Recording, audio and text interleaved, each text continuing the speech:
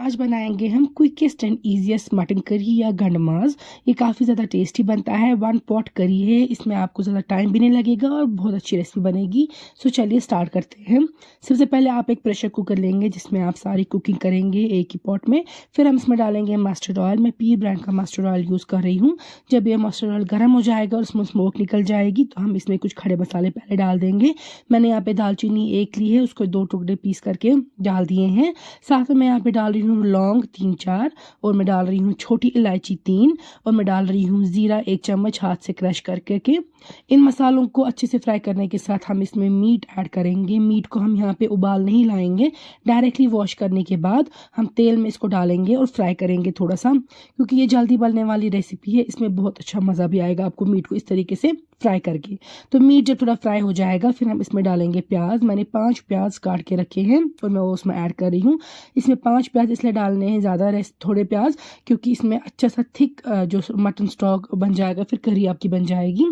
यहाँ पे मैं नमक ऐड कर रही हूँ 1 चम्मच। यहाँ पे देखिए कितना पानी बाहर आएगा। ये सारा पानी आपको रिड्यूस करना है। तब तक आपको मटन और जो ये प्याज है दोनों को फ्राई करना है जब तक तेल साइड्स पे ना आ जाए और ये सारा एक्सेस पानी रिड्यूस ना हो। पहले आप इसमें डाल दीजिएगा लेकिन गार्लिक का पेस्ट, ताकि स्मेल वगैरह जो है भाग जाए और मटन भी अच्छे से फ्राई हो जाए। तो मटन और प्याज देखिए फ्राई हो चुके हैं काफ़ी अच्छे से, क्योंकि तेल जो है वो साइड्स पे आ चुका है और पानी जो निकल गया था सारा वो रिड्यूस हो चुका है।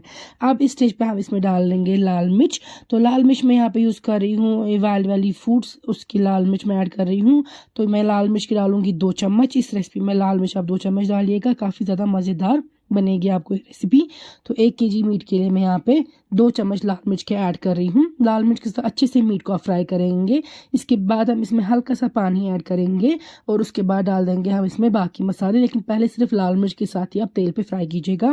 पानी डालने के साथ में हम इसमें डालेंगे अब हल्दी। हल्दी भी मैं इसी वाइल्ड वैली फूड्स की यूज़ कर रही हूँ। तो हल्दी आप ज़्यादा ऐड नहीं करेंगे, हल्दी आप 1 चम्मच डालेंगे, छोटा चम्मच ही डालिएगा हल्दी का 1।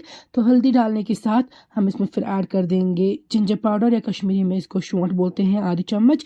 और इसमें मैं ऐड कर रही हूँ कोरिएंडर का पाउडर या धनिया का पाउडर, दानवल पाउडर, काफ़ी अच्छा फ्लेवर हो जाता है उससे इसको।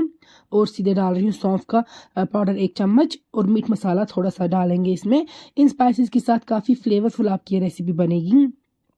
अच्छे से मिक्स करेंगे आप इन सारे स्पाइसेस को जब तक तेल और साइड्स पे आएगा। थोड़ा सा हम डालेंगे यहाँ पे कसूरी मेथी या ड्राइड फेनुग्रीक लीव्स।